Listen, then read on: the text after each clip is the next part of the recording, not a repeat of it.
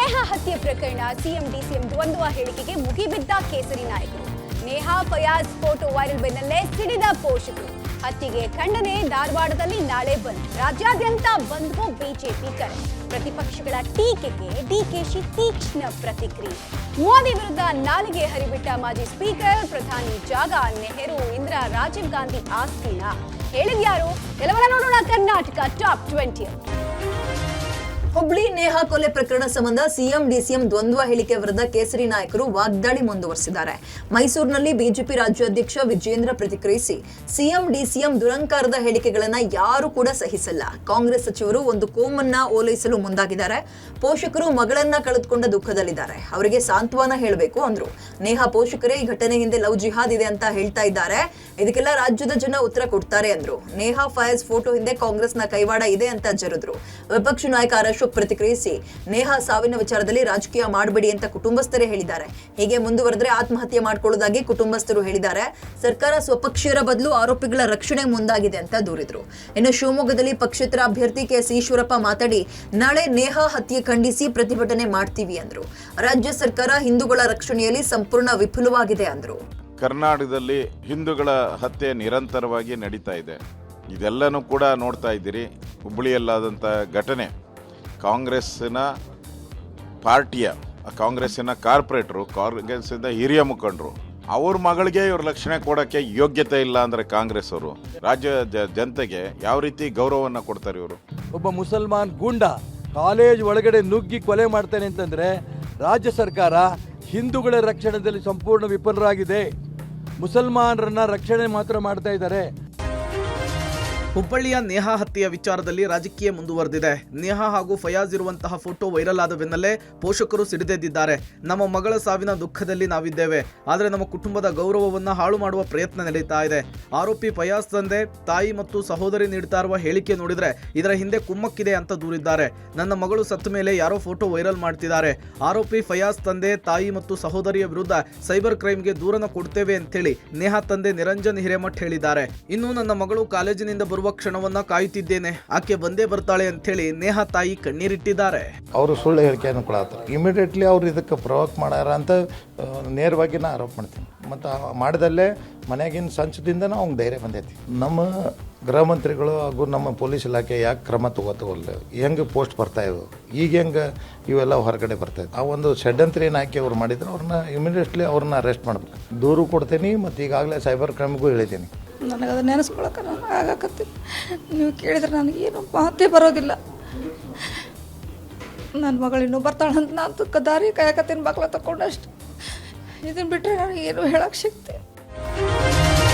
ನೇಹಾ ಹತ್ಯೆ ಸಂಬಂಧ ಧಾರವಾಡ ಅಂಜುಮನ್ ಅಧ್ಯಕ್ಷ ಇಸ್ಮಾಯಿಲ್ ತಮಟಗಾರ್ ಸುದ್ದಿಗೋಷ್ಠಿ ನಡೆಸಿ ನೇಹಾ ಕೊಲೆ ಆರೋಪಿಗೆ ಕಠಿಣ ಶಿಕ್ಷೆ ಆಗಬೇಕು ಅಂತ ಆಗ್ರಹಿಸಿದ್ರು. ನೇಹಾ ಹತ್ಯೆ ಖಂಡಿಸಿ ನಾಳೆ ಅರ್ಧ ದಿನ ವ್ಯಾಪಾರ ವಹಿವಾಟು ಬಂದ್ಗೆ ಅಂಜುಮನ್ ಸಂಘಟನೆ ಕರೆ ಕೊಟ್ಟಿದೆ. ನಾಳೆ ಧಾರವಾಡದಲ್ಲಿ ಅಂಜುಮನ್ ಕಾಲೇಜಿನಿಂದ ಜಿಲ್ಲಾಧಿಕಾರಿ ಕಚೇರಿವರೆಗೂ ಮೌನ ಮೆರವಣಿಗೆ ಮಾಡ್ಲಿದ್ದೀವಿ ಅಂದ್ರು. ಮೌನ ಮೆರವಣಿಗೆಗೆ ಮುಸ್ಲಿಂ ಶಿಕ್ಷಣ ಸಂಸ್ಥೆಗಳು ಸಾಥ್ ಕೊಡ್ಲಿ ಅಂತ ಕೇಳಿದ್ರು. ನಾವು ಒಂದು ಕಾಲೇಜಿನ ಕೊಠಡಿಗೆ ನೇಹಾ ಅಂತ ಹೆಸರಿಟ್ಟು ಗೌರವಿಸಲಿದ್ದೀವಿ ಅಂದ್ರು. ಸುದ್ದಿಗೋಷ್ಠಿ ಬಳಿಕ ನಿರಂಜನ್ ಹಿರೇಮಠ ಮನೆಗೆ ಅಂಜುಮನ್ ಸಂಸ್ಥೆಯ ಮುಖಂಡರು ಆಗಮಿಸಿ ನಿರಂಜನ್ ಹಿರೇಮಠ ಕುಟುಂಬಕ್ಕೆ ಸಾಂತ್ವನ ಹೇಳಿದ್ರು. ಇಂತಹ ಘಟನೆಗಳು ಯಾರೇ ಇರಲಿ, ಯಾವ ಸಮಾಜ ಇರಲಿ, ಏನಿರಲಿ, ಅವ್ರಿಗೆ ತಕ್ಕ ಶಿಕ್ಷೆ ಆಗಬೇಕು. ಫಾಸ್ಟ್ ಟ್ರ್ಯಾಕ್ ಕೋರ್ಟರ್ ಆಗಬೇಕು. ಇವತ್ತು ನಿರಂಜನ್ ಹಿರೇಮಠ ಅವ್ರ ಮಗಳು ಸತ್ತಿಲ್ಲ, ನಮ್ಮ ಮಗಳು ಸತ್ತಾಳ, ನಮ್ಮ ತಂಗಿ ಸತ್ತಾಳ ಅಂತ ನಾವು ವಿಚಾರ ಮಾಡ್ತಿರ್ತೀವಿ. ನಾನು ಕ್ಲಾಸ್ ರೂಮ್ ಇಲ್ಲಾಂದ್ರೆ ಒಂದು ಬ್ಲಾಕಿಗೆ ನೇಹಾ ಹಿರೇಮಠ ಅವರ ಇದೊಂದು ಹೆಸರಿಟ್ಟು ಅವ್ರ ಪಾಲಕರ ಕಡೆಯಿಂದ ಓಪನಿಂಗ್ ಮಾಡಿಕೊಂಡು ನಾವು ಚಿಂತನೆ ನಡೆಸ್ತೀವಿ. ನೇಹಾ ಹತ್ಯೆ ಪ್ರಕರಣ ಸಂಬಂಧ ಪ್ರತಿಪಕ್ಷಗಳ ಟೀಕೆಗೆ ಡಿಸಿಎಂ ಡಿಕೆ ಶಿವಕುಮಾರ್ ತೀಕ್ಷ್ಣವಾಗಿ ಪ್ರತಿಕ್ರಿಯಿಸಿದ್ದಾರೆ. ಹುಬ್ಬಳ್ಳಿ ಧಾರವಾಡದಲ್ಲಿ ಬಿಜೆಪಿಯವರು ಮತ್ತು ನಡ್ಡಾ ಅವರು ಹೆಣದ ಮೇಲೆ ರಾಜಕೀಯ ಮಾಡ್ತಾ ಇದ್ದಾರೆ. ನಾವು ಕ್ರಮಬದ್ಧವಾಗಿ ಇವತ್ತು ಏನ್ ಆಕ್ಷನ್ ತಗೋಬೇಕು ಅದನ್ನ ತಗೋತೀವಿ, ಅರೆಸ್ಟ್ ಮಾಡ್ತೀವಿ. ಹಿರೇಮಠ್ ಕುಟುಂಬಕ್ಕೆ ಏನ್ ನ್ಯಾಯ ಸಿಗಬೇಕು ಅದನ್ನ ಕೊಡಿಸ್ತೀವಿ, ಅದು ನಮ್ಮ ಬದ್ಧತೆ ಅಂದ್ರು. ಇಲ್ಲಿ ಯಾವುದನ್ನ ರಕ್ಷಿಸುವ ಪ್ರಶ್ನೆಯೇ ಇಲ್ಲ. ಈಗಾಗಲೇ ಮಹಿಳಾ ಮತ್ತು ಮಕ್ಕಳ ಕಲ್ಯಾಣ ಸಚಿವರು ಭೇಟಿ ನೀಡಿದ್ದಾರೆ. ನಾವು ಕೂಡ ಚುನಾವಣೆ ಮುಗಿಸಿ ಬಳಿಕ ಕುಟುಂಬಸ್ಥರನ್ನ ಭೇಟಿ ಮಾಡ್ತೀವಿ. ಯಾವುದೇ ಕಾರಣಕ್ಕೂ ಯಾರನ್ನು ರಕ್ಷಿಸುವ ಪ್ರಶ್ನೆಯೇ ಇಲ್ಲ. ಕಾನೂನು ರೀತಿ ಕ್ರಮ ಆಗುತ್ತೆ ಅಂದ್ರು. ಹುಬ್ಬಳ್ಳಿ ಧಾರವಾಡದಲ್ಲಿ ಬಿಜೆಪಿಯವರು, ನಡ್ಡಾ ಅವರು ಹೆಣದ ಮೇಲೆ ರಾಜಕಾರಣ ಮಾಡ್ತಾವ್ರೆ. ನಾವು ಕ್ರಮಬದ್ಧವಾಗಿ ಇವತ್ತು ಏನು ಆ್ಯಕ್ಷನ್ ತಗೋಬೇಕು, ಕಟ್ಟುನಿಟ್ಟಿನ ಆ್ಯಕ್ಷನನ್ನು ತಗೊಳ್ತೀವಿ, ಅರೆಸ್ಟ್ ಮಾಡ್ತೀವಿ. ಹಿರೇಮಠ್ ಕುಟುಂಬಕ್ಕೆ ಏನು ನ್ಯಾಯ ಒದಗಿಸ್ಕೊಡ್ಬೇಕು ಆ ಕೆಲಸನ ನಾವು ಮಾಡೇ ಮಾಡ್ತೀವಿ. ಇದು ನಮ್ಮ ಬದ್ಧತೆ. ಬಿಜೆಪಿ ರಾಷ್ಟ್ರೀಯ ಅಧ್ಯಕ್ಷ ಜೆಪಿ ನಡ್ಡಾ ಹುಬ್ಬಳ್ಳಿಯಲ್ಲಿಂದು ಬಹಿರಂಗ ಸಮಾವೇಶದಲ್ಲಿ ಭಾಗಿಯಾಗಿ ಉತ್ತರ ಕರ್ನಾಟಕದ ಬಿಜೆಪಿ ಅಭ್ಯರ್ಥಿಗಳ ಪರ ಮತಯಾಚನೆ ಮಾಡಲಿದ್ದಾರೆ.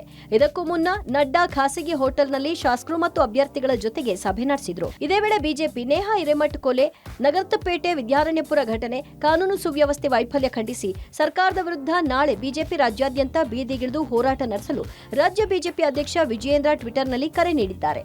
ಬೆಂಗಳೂರಿನ ಫ್ರೀಡಂ ಪಾರ್ಕ್ನಲ್ಲೂ ನಾಳೆ ಬೆಳಗ್ಗೆ 10:30ಕ್ಕೆ ಆರ್ ಅಶೋಕ್ ನೇತೃತ್ವದಲ್ಲಿ ಬಿಜೆಪಿ ಪ್ರತಿಭಟನೆ ನಡೆಯಲಿದ್ದು, ಬೆಂಗಳೂರಿನ 3 ಕ್ಷೇತ್ರಗಳ ಅಭ್ಯರ್ಥಿಗಳು, ಶಾಸಕರು ಭಾಗಿಯಾಗಲಿದ್ದಾರೆ. ಲೋಕ ಚುನಾವಣೆ ಹೊತ್ತಲೇ ಕೋಲಾರದಲ್ಲಿ ಮಾಜಿ ಸ್ಪೀಕರ್ ರಮೇಶ್ ಕುಮಾರ್ ಪ್ರಧಾನಿ ಮೋದಿ ವಿರುದ್ಧ ನಾಲಿಗೆ ಹರಿಬಿಟ್ಟಿದ್ದಾರೆ. ಈ ದೇಶಕ್ಕೆ ಹಿಡಿದಿರುವ ಶನಿ ಅಂದ್ರೆ ಅದು ಮೋದಿ. ದೇವರಲ್ಲಿ ಕೈ ಮುಗಿದು ಬೇಡ್ಕೊಳ್ತಾ ಇದ್ದೇನೆ, ಜೂನ್ 4ಕ್ಕೆ ನಾವು ಕಾಯ್ತಾ ಇದ್ದೀವಿ. ಈ ದೇಶಕ್ಕೆ ಹಿಡಿದಿರೋ ಶನಿ ಬಿಟ್ಟು ಹೋಗ್ಲಿ ಅಂತಂದ್ರು. ಸಂತಿಯಲ್ಲಿ ಹಾವಡಿಗ ಸುಳ್ಳು ಹೇಳೋದು ಕೇಳಿದ್ದೀವಿ, ಪ್ರಧಾನಿ ಸುಳ್ಳು ಹೇಳೋದು ಈ ಪ್ರಪಂಚದಲ್ಲೇ ಕೇಳಿರ್ಲಿಲ್ಲ. ರಾಜ್ಯದಲ್ಲಿ ಕಾಂಗ್ರೆಸ್ಗೆ ಹೆಚ್ಚಿನ ಸ್ಥಾನ ಬರುತ್ತೆ, ಕೋಲಾರದಲ್ಲಿ ಗೌತಮ್ ಗೆದ್ದೇ ಗೆಲ್ತಾನೆ ಅಂದ್ರು. ಇನ್ನು ಮಾಜಿ ಪ್ರಧಾನಿ ದೇವೇಗೌಡರ ಬಗ್ಗೆ ರಮೇಶ್ ಕುಮಾರ್ ವ್ಯಂಗ್ಯವಾಡಿದ್ದಾರೆ. ಚೆನ್ನಾಗಿ ಬದುಕಿದವರಿಗೆ ಎಂತ ಗತಿ ಬಂತು, ದೇವೇಗೌಡರ ನೆರಳಿಗೆ ಹೋಗಿ ಚೆನ್ನಾಗಿದ್ದವ್ರು ಯಾರೂ ಇಲ್ಲ. 3 ಸೀಟ್ಗಳಲ್ಲಿ ಒಂದು ಮಗಂಗೆ, ಇನ್ನೊಂದು ಮೊಮ್ಮಗನಿಗೆ, ಬಿಜೆಪಿ ಲೆಕ್ಕದಲ್ಲಿ ಅಳಿಯನಿಗೂ ಸೀಟ್ ಕೊಡ್ಸಿದ್ರು. ಇವ್ರ ಹಣೆ ಬರಕ್ಕೆ ಬಿಜೆಪಿಯವರ ಹತ್ರ ಹೋಗಿ ಸಲಾಂ ಹೊಡಿತಾ ಇದ್ದಾರೆ ಅಂತ ಕುಹಕವಾಡಿದ್ರು. ಮೋದಿ ಸಾಹೇಬ್ರೆ, ದೇವರಲ್ಲಿ ನಂಬಿಕೆ ಇಟ್ಕೊಂಡು ಜೂನ್ 4ನೇ ತಾರೀಕು ಕಾಯ್ತಾ ಇದ್ದೀವಿ. ದೇಶಕ್ಕೆ ಹಿಡಿದ ಶನಿ ಬಿಡುಗಡೆ ಆಗ್ಲಿನಪ್ಪ ನಮ್ಮಪ್ಪ ಅಂತಾನೆ. ನೀನ್ ಈ ದೇಶಕ್ಕೆ ಹಿಡಿದ ಶನಿ ಕಣಯ್ಯ. ದೇವೇಗೌಡರು ಪಾಪ ಯಜಮಾನ್ರು ನಮ್ಮ ಜೊತೆಯಲ್ಲಿದ್ದು, ನಾವು ಅವ್ರ ಜೊತೆಯಲ್ಲಿದ್ದು.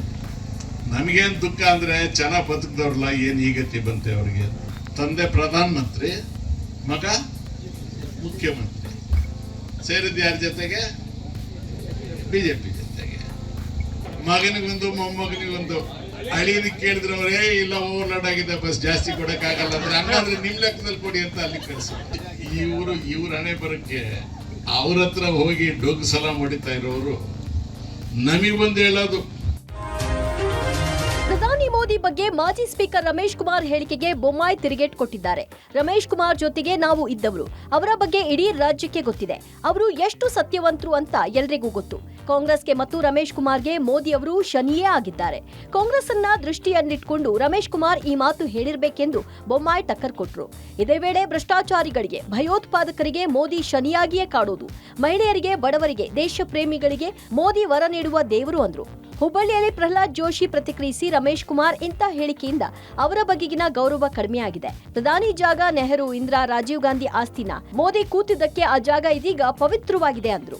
ರಮೇಶ್ ಕುಮಾರ್ ಅವರು ಜೊತೆಗೆ ನಾವೆಲ್ಲ ಇದ್ದವರು, ಅವ್ರ ಬಗ್ಗೆ ಇಡೀ ರಾಜ್ಯಕ್ಕೆ ಗೊತ್ತಿದೆ. ಸತ್ಯವಂತರು ಎಷ್ಟು ಅನ್ನುವಂಥದ್ದು ಜನರಿಗೆ ಗೊತ್ತಿದೆ, ಇಷ್ಟೇ ಹೇಳ್ಬೋದು ನಾನು. ಎರಡನೇದಾಗಿ ನಿಜವಾಗ್ಲೂ ಕೂಡ ರಮೇಶ್ ಕುಮಾರ್ ಮತ್ತು ಅವ್ರ ಪಕ್ಷಕ್ಕೆ ನರೇಂದ್ರ ಮೋದಿ ಶನಿನೇ. ಯಾರು ಭ್ರಷ್ಟಾಚಾರ ಮಾಡ್ತಾರೆ, ಯಾರು ದೇಶ ವಿರೋಧಿ ಚಟುವಟಿಕೆಯಲ್ಲಿ ತೊಡಗ್ತಾರೆ, ಯಾರು ಜನ ವಿರೋಧಿ ಕೆಲಸವನ್ನ ಮಾಡ್ತಾರೆ, ಅವ್ರು ಶನಿಯಾಗೆ ಕಾಡೋದು. ನೀವೇನು ಮೋದಿ ಅವರಿಗೆ ಬೈತೀರಿ ಅಂದರೆ, ಇಂದಿರಾ ಗಾಂಧಿ ಅವ್ರು ಕೂತ ಜಾಗ ಅಂದರೆ ಇಂದಿರಾ ಗಾಂಧಿ, ನೆಹರು, ಇಂದಿರಾ ಗಾಂಧಿ, ರಾಜೀವ್ ಗಾಂಧಿ ಇವ್ರದ್ದೇನು ಇವ್ರ ಮನೆ ಸ್ವತ್ತ ಅದು. ಇವ್ರಿಗೇನಿದೆ ಅಂದರೆ ಆ ಮನೆತನದ ಗುಲಾಮಗಿರಿ ಮಾಡೋದನ್ನು ಬಿಟ್ಟರೆ ಮತ್ತೊಂದು ಏನೂ ಇಲ್ಲ ಇವರಿಗೆ.